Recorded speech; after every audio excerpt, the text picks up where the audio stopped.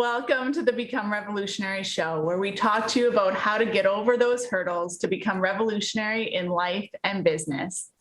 We're your hosts, Noelle and Charlene, and today we'll be talking about the seasons of life and the seasons of life in business.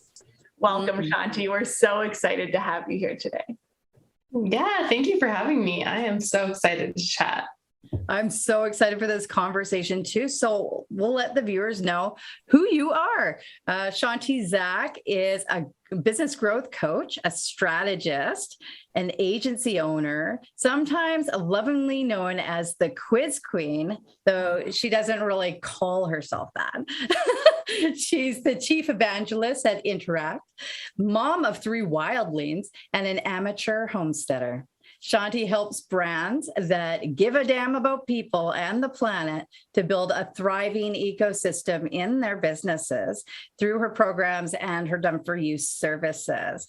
She believes that there's nothing a good question can't fix, and that in business and in life, it's all connected. In her spare time, you can find her studying psychology, doing downward dog or binge watching cooking shows. That's awesome, Chanti. And so today, we're just going to get really in there. We want to hear about the adversity that you've gone through in life and business and how you overcame it. How did you lean into that process?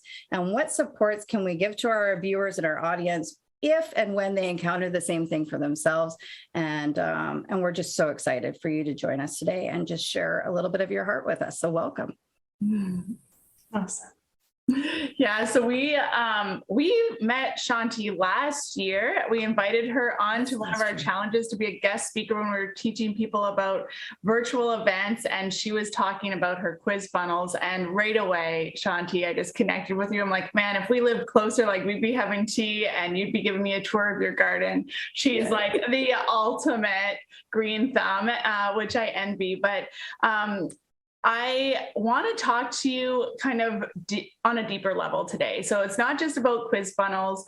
I'd like to chat more about like how the heck you got here. Like you're designing things for Amy Porterfield, for Jenna Kutcher, for other names that people know out there.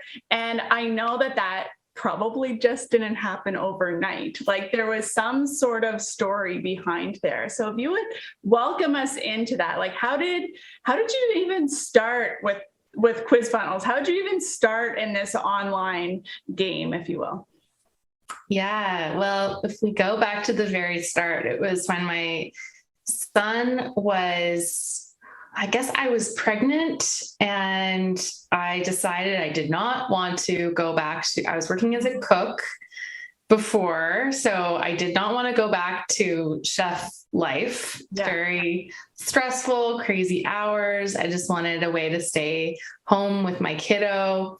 And so I started a food blog, and then from there I started getting content writing gigs. And that was really where I discovered that copywriting was even a thing. Like it was a few years before I tapped into the whole quiz funnel thing. So that was, that took a while. But when I first got started, I would write articles for next to nothing and be so excited and happy to even have that.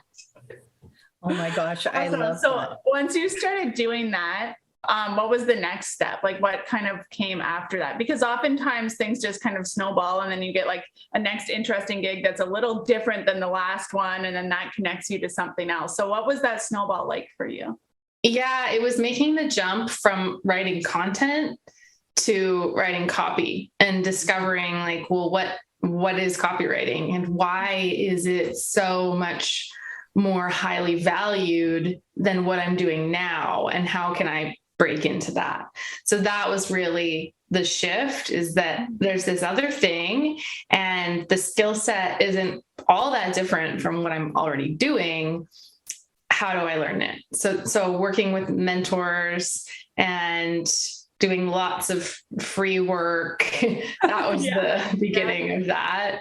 And eventually I kind of got tired of freelancing life and went to work full time for one company.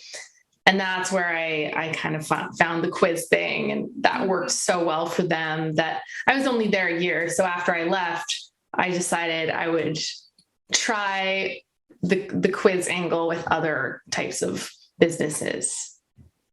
Ooh, and then tell us a little bit about that. So now you're going from working for a company to working on your own.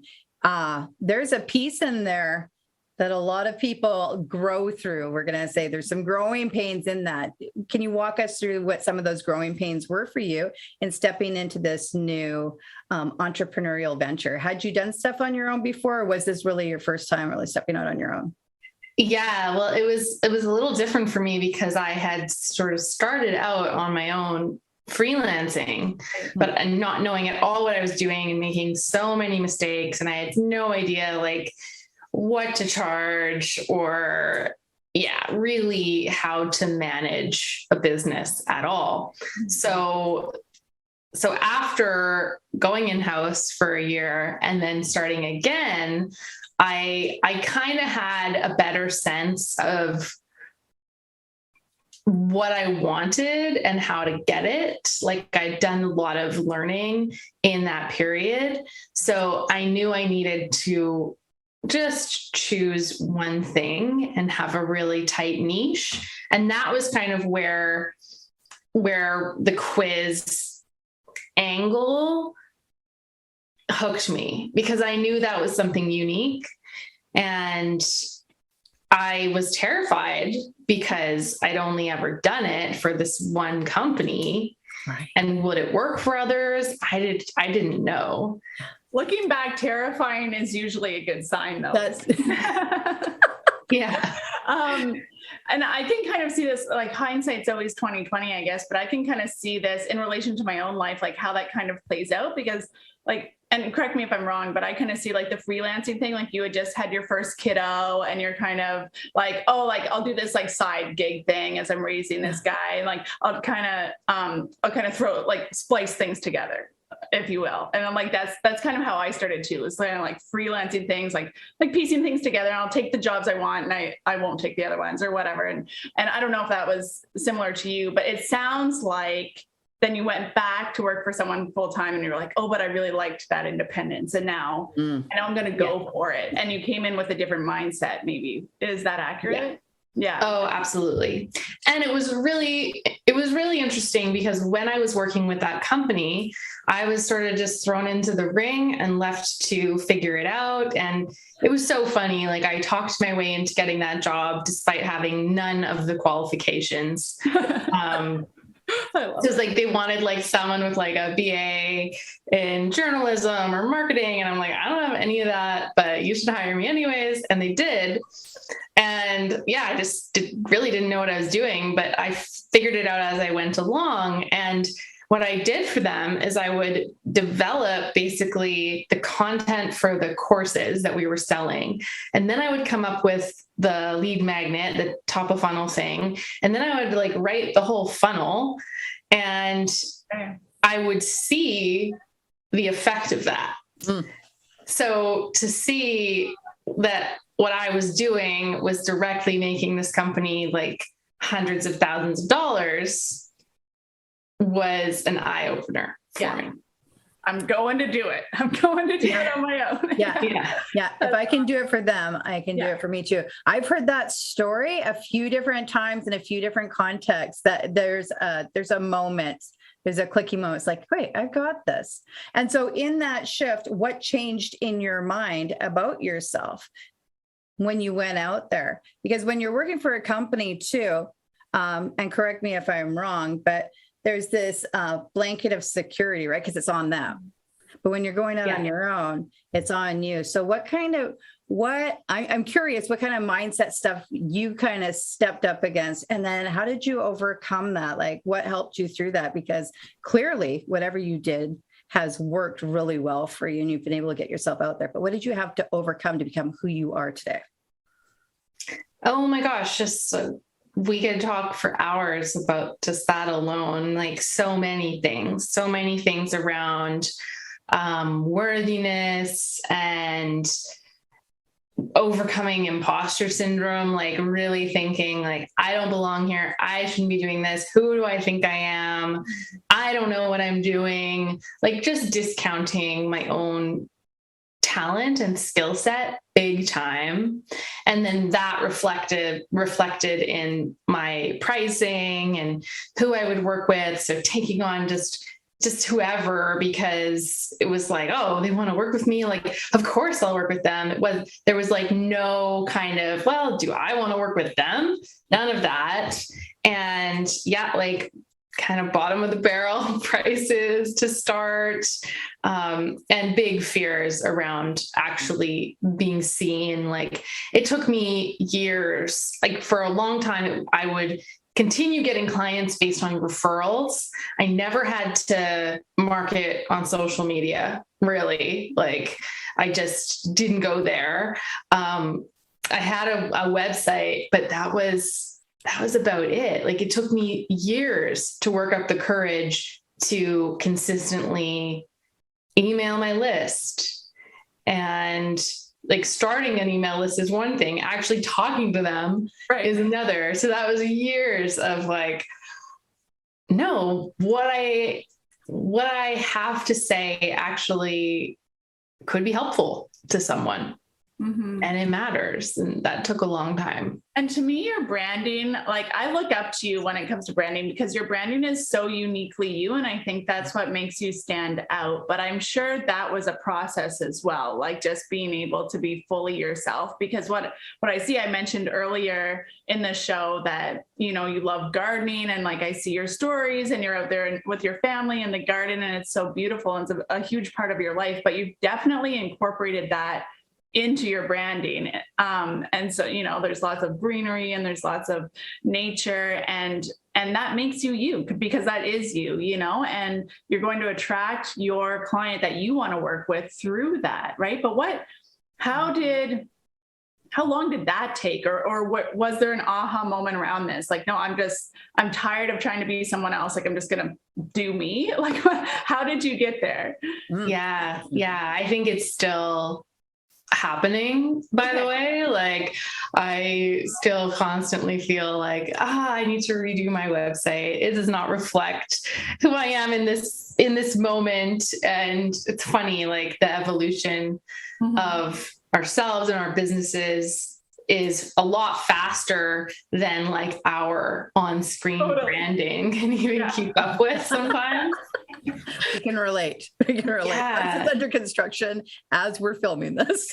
Oh my gosh. Yeah. The first iterations were like me just doing it myself. And the word part comes easier. The visuals, my first website was like so bad. I just came across like a really ancient logo just today, actually. And I was like, oh, so bad. So yeah, no, it was just like iteration after iteration after iteration and like keep going, and small changes can add up to what I'm glad you perceive as being true to me. And thank you for that compliment. Awesome. Yeah. So you had mentioned about like, you know, worthiness and just not, and we're all in process, like we're all growing. And I know for me, like confidence comes from being able to be more myself around people that I think wouldn't be okay with me being myself. And then I realized like, oh, actually, we really get along. So then I can be more myself. And then it just kind of goes from there. And then the confidence builds for the next conversation.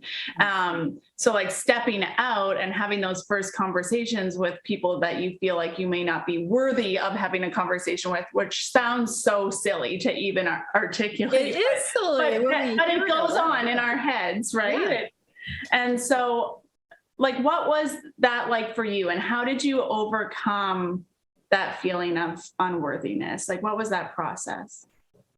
Yeah. Oh man. And yeah, again, it's like still work in progress, but if we go back to the very beginning, and we chatted a bit about this before we hit record, but like I was in this really bad relationship, like abusive dynamics, and had zero self-worth.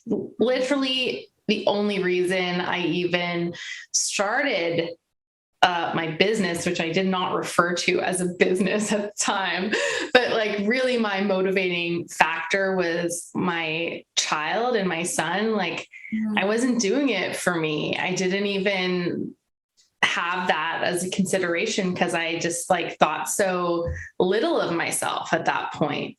And getting out of that relationship again, like for my son than even for myself, and healing from that experience, that was probably the biggest factor in like really having this transformation of like no self-worth at all to, I mean, I feel pretty healthy and like I've got a certain level of confidence today that I never would have dreamed possible.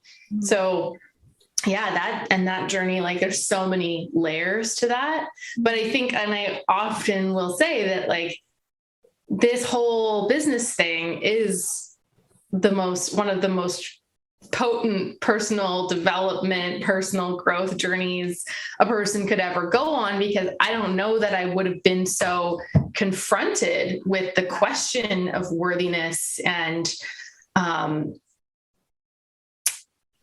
I guess value. I don't know if that's the right word. That word is so convoluted at this point, but you know what I mean? Like, I don't know that would have come into the equation if I wasn't so committed to creating a legacy. And can we say beautifully potent? Like, I feel like it's beautifully potent. Like there's something that, because I can relate, I feel the same way that it's, I wouldn't have grown this much had I not embarked on this journey or said yes to keep going forward, even in the hard times.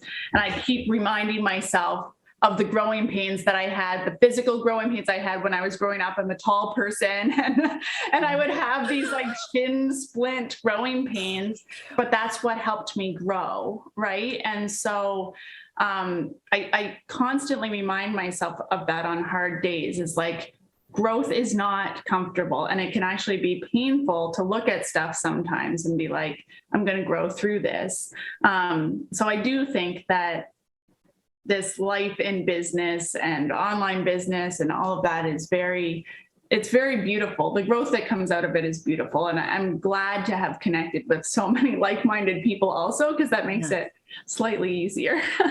Well, and the good thing about growing pains is, remember, friends, they're temporary, right? So as uncomfortable as it seems, some days you may feel like you're never going to come out of it, or like a bad toothache or something like that, but it will stop. And on the other side of it is in equal measure, something really great. One thing that I normally experience, like, well, Noelle and I talk about this often. We're so grateful to have each other and be in this world of other entrepreneurs, because when you do have those days where you hit a wall or you're going through that, we'll call it the ebb, the ebb season, when you just have to sit in it sometimes, it's not always comfortable, but you can lean on each other and remind each other, hey, we need to be here for a minute. There's something that we obviously need to see right now. There's a growth that we need to go through, because there's something coming up that we need to prepare ourselves for. So now Noelle and I go, okay, it's an opportunity to breathe for a minute. Let's take a look around, instead of going into that panic mode, like, oh no. Most of the time. yeah, most of the time. We do have panic modes here and there too, just like everybody else, but it's nice to have each other to remind each other. So how do you tactically, strategically, like kind of pull yourself out during those kind of growth periods, especially when it comes to copywriting and stuff? That's such a personal one, right? Like if you're stuck, you're really stuck, and you're putting out content for other people, I'd imagine, as well as yourself. So yeah, what does that look like when you hit a wall? How do you pull yourself out? Yeah, well, I love that you both have each other, and that you spoke to like the power of our relationships. And there's this concept called co-regulation, where like when your nervous system is fired up and you just want to run or fight or or freeze, and someone else comes along and they're like calm and stable and grounded, and they believe in you and are there to hold space for you and transcending that momentary panic, you're co-regulating. Like, it's so much easier to get out of that space.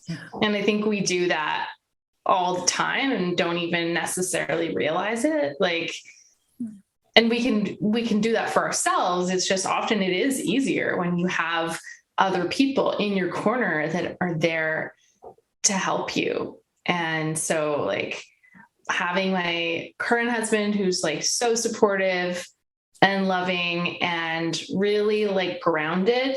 Mm-hmm. And I can, I guess it's great to work from home. If you're having a moment, you can just walk to the other room and be like, I'm freaking out right now. Can you just like be a sounding board? And for them to just be there and like, yeah, it's all going to be okay. Mm-hmm. Sometimes that's all it takes. And then having like a team now, that's huge. Yeah. Like we have such a tight knit, incredible team of people who get the vision and who are so committed and on side and supportive. And we're constantly co-regulating each other and helping each other. And that with like skill specific struggles. So like copywriting, you mentioned, like I couldn't go to my partner and be like, I just don't know how to communicate this idea, because you probably wouldn't know either. But I can go to my team members who are also in the trenches with me. Or even if you're listening to this and you're like, I don't have a team, like just your business besties, like your mastermind, your peers, right? To be able to go to them, present the pickle, and have them stick a spear in it, and it's no problem anymore, is so liberating. And the answers are almost always way closer than we think when that panic mode challenge does arise. And what a tasty treat it is afterwards for everybody to savor when you solve that problem, right? That pickle tastes so much better. It's like, yes. Yes, we did. I love pickles. They're like definitely in my top 10 favorite foods. Oh my gosh. I think that's amazing. I love how real you are with all of this co-regulation. Yes, so important. So if you don't have somebody around you or a community that you found yet that's really supportive, look for one. Look for a mentor who could really inspire you to really level up. Don't get into, here's my recommendation. Look for the community that's really going to challenge you. Like what is an area of your business and your life that you're like, man, I really got to step it up, and get into those people, because they're going to challenge you to think differently. They're going to challenge you to do things that you wouldn't normally do. And in doing that growth, it just opens up in really unexpected ways, and magic just happens. Magic happens with your copy, with your business, with your relationships, with everything. And you just kind of grow from there. So it's something that I've been through. I know Noelle's been through. I'm sure you've been through, Chanti. Just want to encourage you to, look where can you level up right now? Make a note of it, and then start looking for mentorship and community there. It's fun as you guys face stuff together.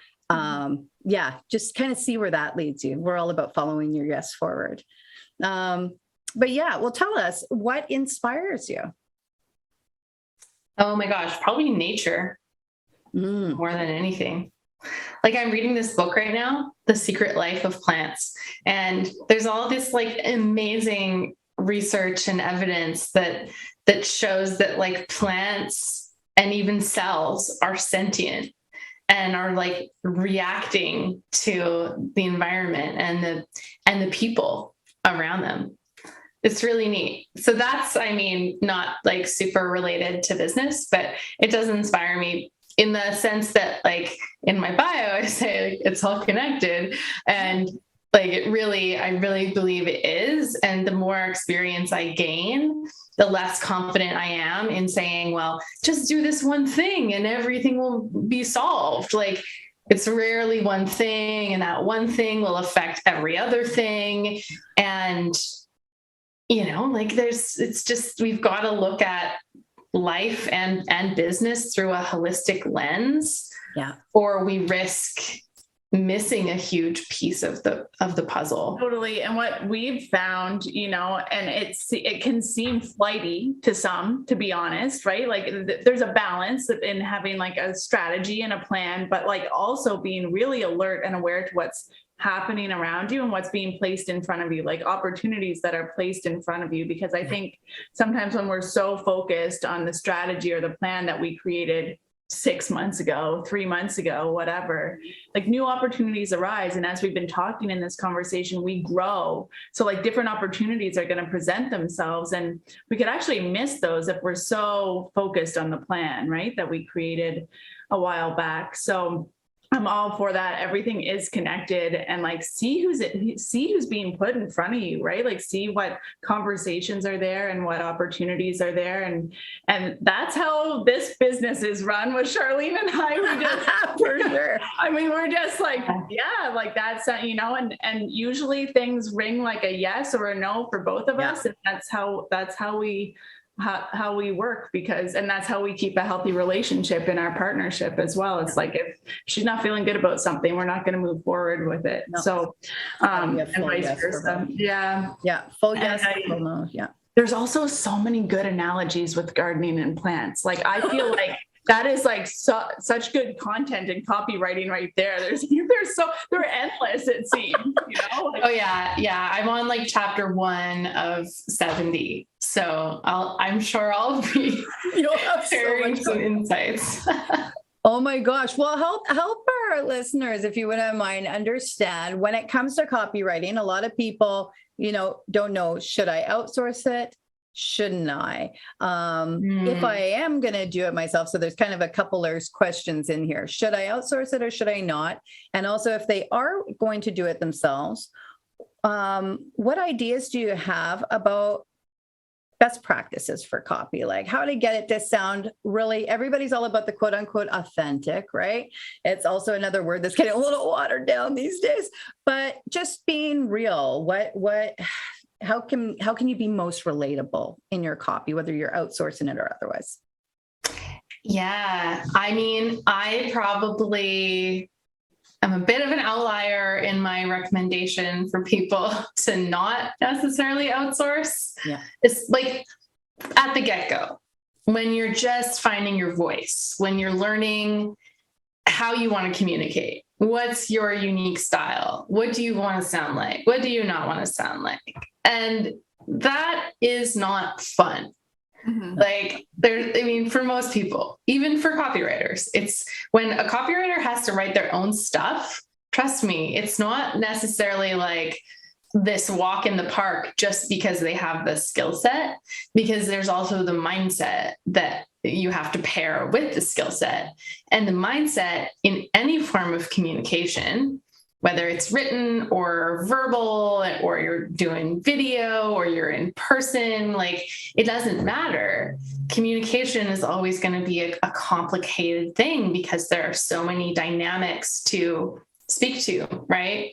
There's like taking the other person into consideration, who's on the receiving end. So like one of the big things in copywriting is if you don't know who you're talking to, then are you going to be able to communicate effectively? Probably not, right? Mm-hmm. And then if you don't know like who you are, who you want to be, what your values are, how you want to come across, that's another thing. So like it's really in the beginning bridging those two. They sound simple. It's like figure out who you are, figure out who your audience is, but there's a lot in there. There's a lot of discovery and experimentation.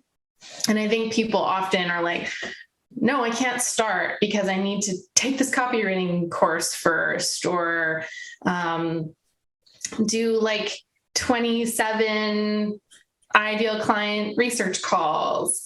But you can start like, and just do it imperfectly. It's really the only way that you will find your own voice and get feedback from the people that you want to reach. Like, you can do surveys and interviews, and that's great, but don't not write while, doing all that prep work and becoming better at writing copy and the actual skill.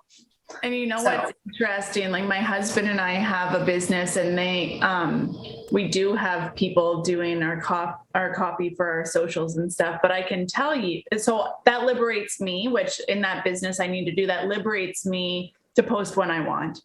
But there's consistent content going out about the houses that we serve and design and all of that stuff. And, every time I write a post, it gets more engagement. And it's almost like my people just know me, they just know like, oh, there she is. Like, that's her voice, and so there's definitely value to what you're saying, like let your audience know you and and get to know them, and so I've realized just recently, like last week, that I should be doing more. I don't need to do it every day. Like I can still have my team doing it, but I should be communicating with my people as well as my team. And so I think like, even as you grow, there still needs to be that seeding in, because I've realized that they recognize the difference between my voice and my team's voice. So it's really honestly quite tricky to, I've worked with a lot of business owners where like they've been outsourcing copy for a long time, and the struggle is always like, well, we just still haven't found that person who can get our voice. And it like almost always comes back to voice. So one of the things, if you do want to outsource, is to have what's called a voice guide. And that's like, or a brand lexicon. And that will go into your tone, your words and phrases that you use all the time, just like random intricacies about you or about your brand that your audience knows, but a random copywriter coming in probably wouldn't know unless they did tons of research. So it goes into all of that, and that's really helpful if you do outsource. But in order to create the voice guide, you have to have content and copy to pull from, to create it. Wow. It's just like sales. So when you do your sales scripting, we went through that process of taking our sales calls, voice text and whatnot, and then going through that. What we realized was that we actually enjoy that process, doing that ourselves for the time being. And then we have certain people support us in different ways, but it's the voice. You're 100% right. It is the voice. And that is the tricky part to get with branding in general. Like at least for design, we've had a mood board. We were introduced to that, and then incorporating all of the senses into that when taking your brand into consideration. The voice guide, that is so helpful. That's a really great takeaway. Thank you for sharing that. If people did want to learn more with you, I would like to just touch on the quizzes too, but I just would like to give an opportunity here for people, if they do want to connect with you about copy and just anything that you're putting on. I'm sure you have programs and courses that people can come check out as well. Where can they reach you? ChantiZak.com. That's my website. Chanti Zak on Instagram.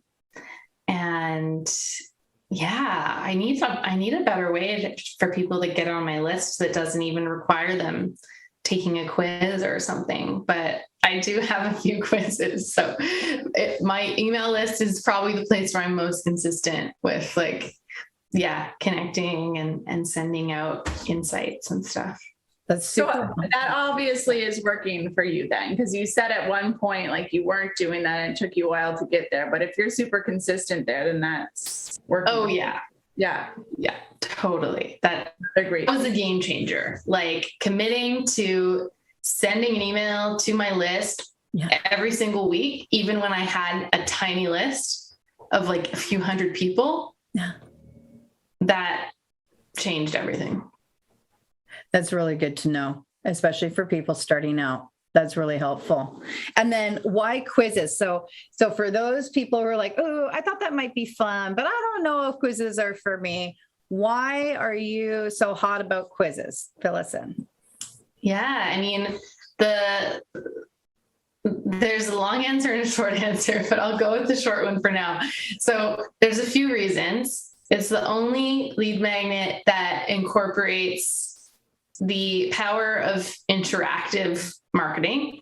So it's, so different from just downloading a free guide that you have to sit there and read through, right? You're answering questions, you're getting a response that's specific to you. So it feels a lot more value as well.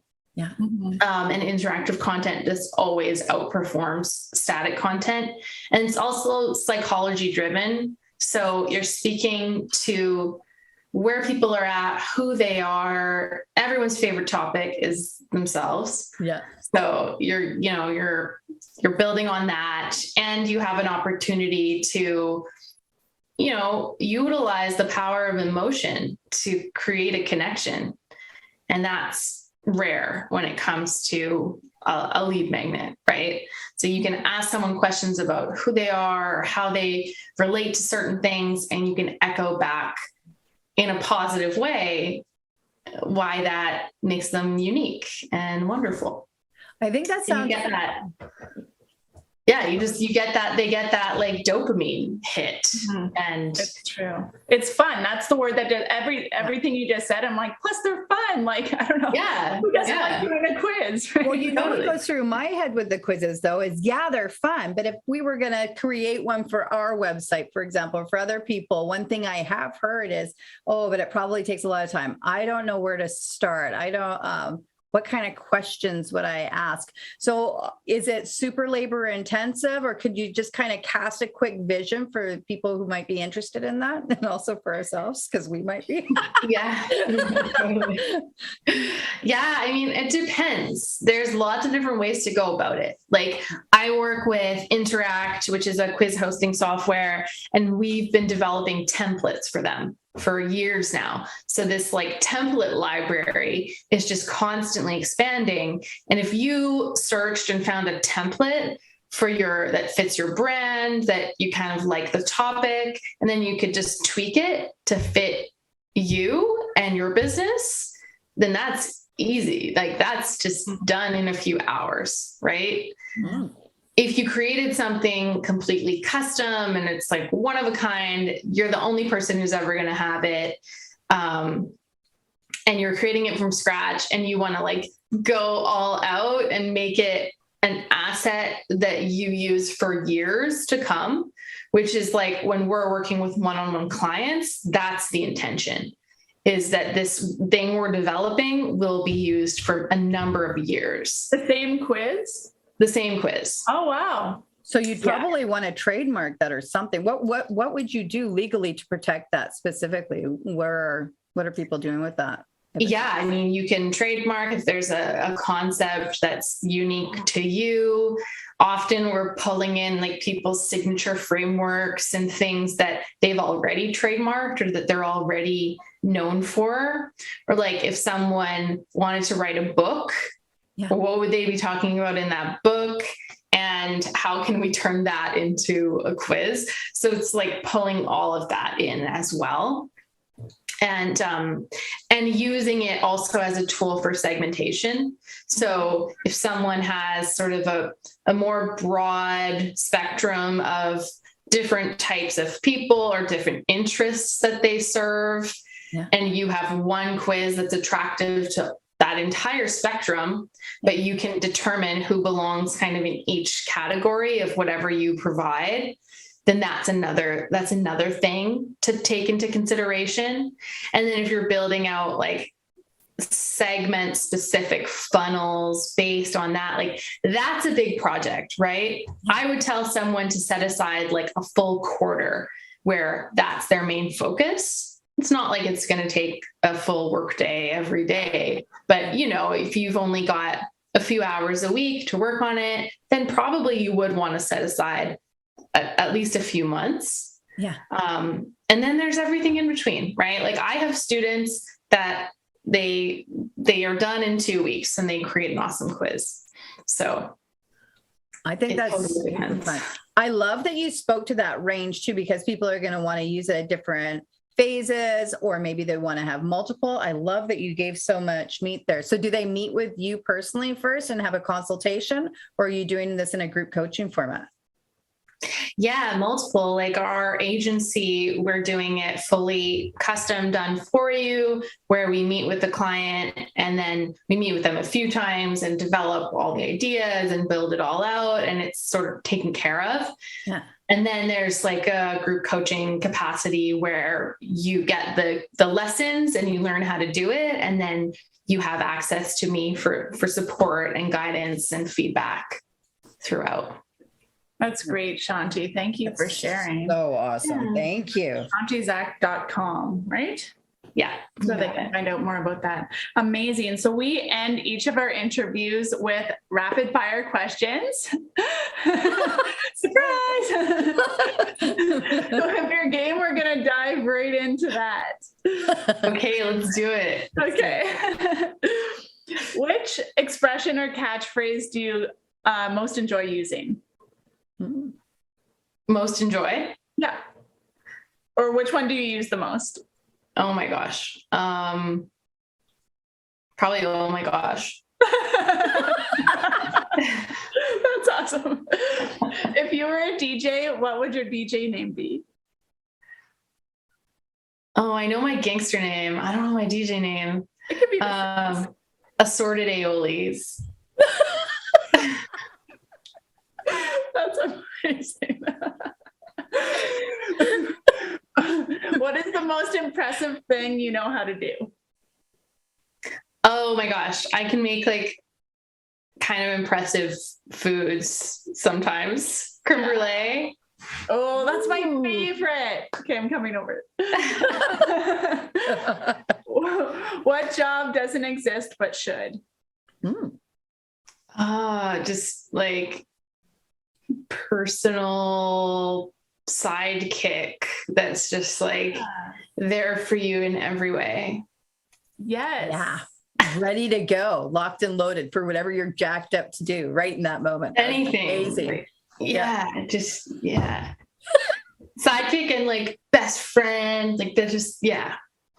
You can pay them whatever you want. They can wear capes. They're paid in love. That's even better. They're paid because they just love being with you so much. There you go. Yeah. Okay, number 5. What terrible movie do you love?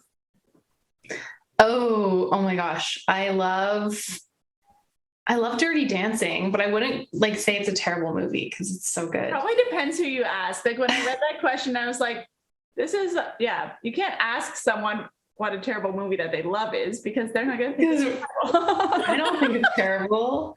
My husband does. Like he would never watch that with me. Yeah, my husband would probably think it was terrible too. Mine's Home Alone 2. I love it. And people are like, that's a gross movie. It was like my pick movie when I was a kid. I'd watch it when I wasn't feeling good. So. That's so cute. I like Halloween Town. It's a kids movie. Every Halloween I have to watch it. It's just my thing. I watch it with my daughter though. That does sound terrible. What is the best advice you've ever received? Oh, that's so hard. Oh my gosh. Probably my dad. Like just always be honest. Yeah. That's good. It's a good one. Also, oh my gosh is totally your. It is totally your thing. Yeah, you nailed that. Why? It's good. What is the next big thing for you? Oh, well, I'm making a new quiz and I'm pretty excited about it because it's going to be really dynamic. There's like all these different layers and branching logic and that's going to be next level. Very awesome. I can't wait to see it. And last but not least, what is your guilty pleasure? I love this horrible like fake cheese queso that it's like not refrigerated or anything. You just get it in the chip aisle and Tostitos is the brand. And it's so good. Okay. Do you heat it up or just like straight? No, I'll like mix it with extra hot sauce. Oh, nice. You're hardcore. Look at that. Yeah. Oh my gosh. That's awesome. It's been so great having you here. It's so great touching base again and just sharing so openly with everyone. Thank you so much. We really appreciate you. And we're wishing you so much success in everything that you're doing, and totally want to check out when you have that quiz ready to rock. Let us know. We're happy to share it for you in our group and with our viewers. Yeah. So any final thoughts before we sign off for today? Thank you both so much. This was really fun. Good. I'm glad. All right, everybody. Remember, we're stronger together. We go further, faster. Listen in next week on the Become Revolutionary show. Thank you, Chanti.